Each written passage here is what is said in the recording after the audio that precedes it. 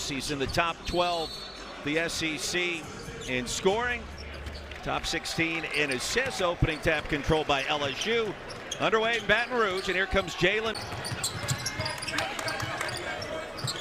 Jordan Wright told us earlier today, yeah, feels the notion that he's playing his former team tonight.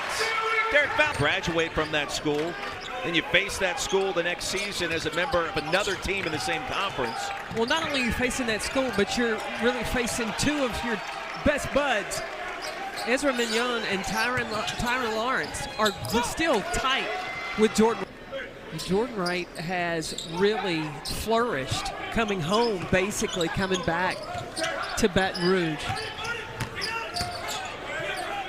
Baker off the bounce, a couple of big man moves, a sweeping hook shot fakes home. That was a step back off the back iron. Alabama led by 18 early. Vanderbilt kind of slowly chipped away. Great look inside in the bucket. And Lubin rips away the rebound. Stolen by Williams.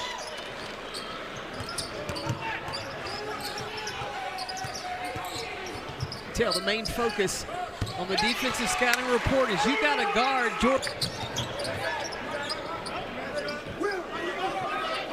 You kind of feel both teams trying to find a rhythm, a little bit of a groove to start. Neither one has. Hand off to Baker, just flips it up and in. That's a super sophomore. He really has increased his scoring and his efficiency for LSU. Look out.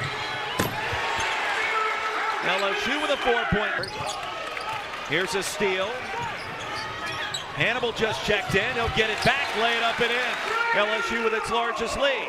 Look at the stature of Trey Hannibal, and he was able to get that steal. Like, they are looking to, any time they can, get deflections, really disrupt the offense of Vanderbilt. Hannibal's built like a running back in the NFL. Wide shoulders. Lubin with position, poked away, gets it back, connects. 12-8, Lubin with 4, Williams, that's a 3. Point line, everybody was hitting. Does that translate? Your experience as a coach watching thousands of shoot-arounds participating as Mignon works his way. And the clock is on is really when you know if it translates. Jordan Wright against his buddy Ty Lawrence, no. I like this freshman right here. He's got to stop turning the ball over. Rivera Torres.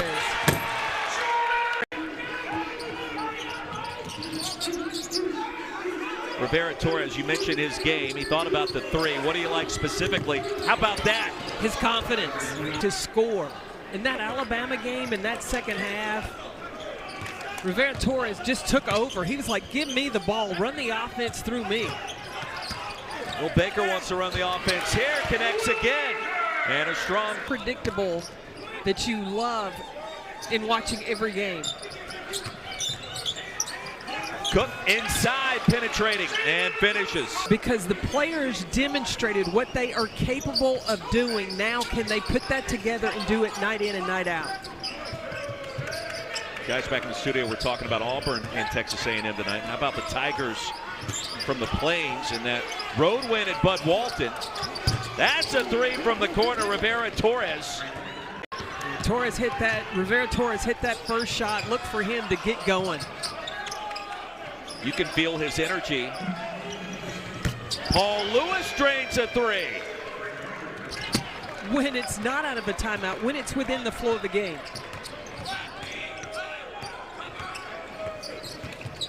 Cook to Euro with the bounce. And he's Tigers 3-1 with Cook in the lineup. At the mid-range.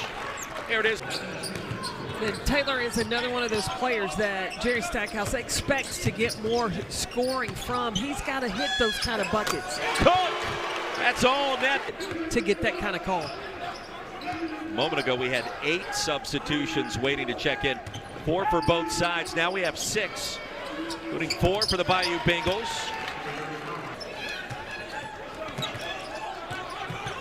You can feel like Cook wants another shot. He'll take it and connect. Jalen Cook with 9. CC. Both games also available on the app. Vanderbilt comes out in the 1-3-1. You're going to watch how the wings are going to be the ones that cover to the corner. They're going to leave that back guy in.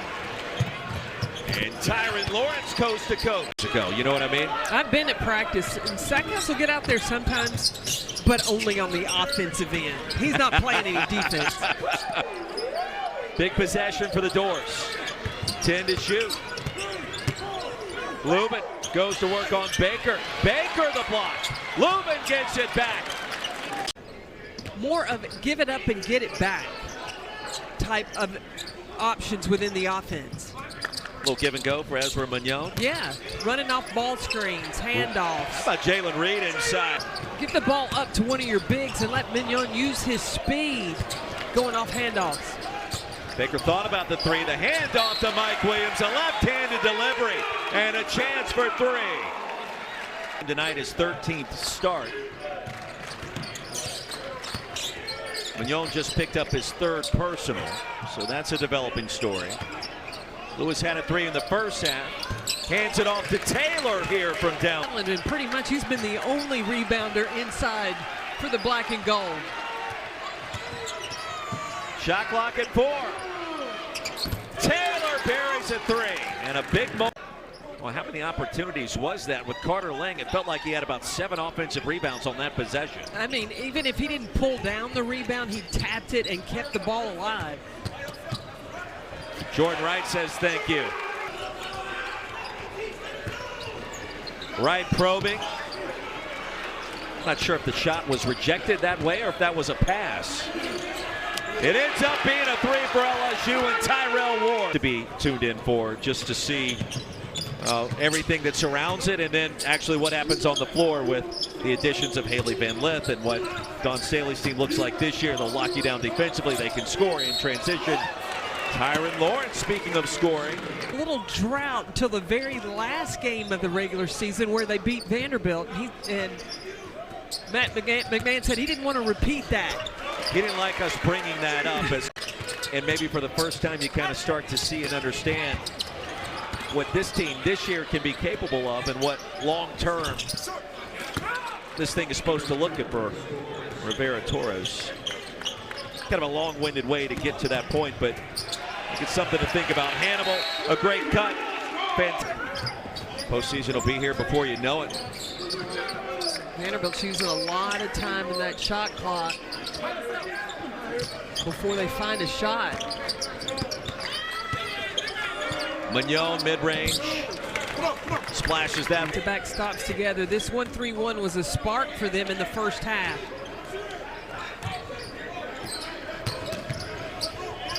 Cook, so late. They have 40 paint points already. And that was going to be my next question. What does that tell you to not be efficient from deep, and yet you've got a double-digit lead? Derek Fountain, first points in the paint, and the other areas would represent good, solid physical play. Going to put a smile Coach McMahon's face after this one. Well, they're still bringing the effort. They've carried that over from their first SEC game. One of 4 games in the SEC tonight. Alabama dispatched up South Carolina. Kentucky beat Mizzou already. It's an 8-point lead for Auburn at home at halftime against Texas A&M. And Rivera Torres from downtown, the lead down to 10, make that 9.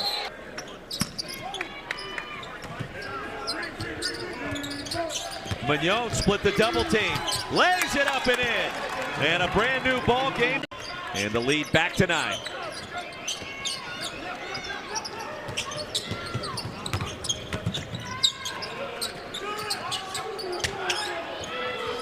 An open look, and that's a 3. Kentucky takes on 11th ranked Auburn at Nelville Arena. Friday Night Heights each and every week right here, the SEC.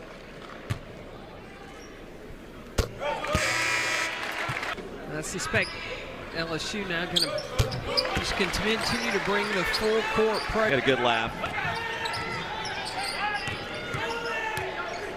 Less than 2 to go, the lead back to 10. Give Vanderbilt credit, they have not disappeared into the Baton Rouge night. They have fought and they have battled. Tyron Lawrence continues that trek. Oh, that was close. Cook saved it. Cook finishes and a chance for three.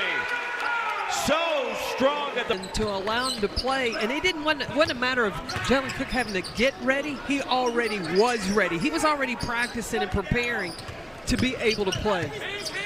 Beautiful spin by Mignon, puts it up at 77-69. Final score, LSU 10-5, now 2-0 in the SEC. Vanderbilt falls to 5-10 and 0-2 in the conference.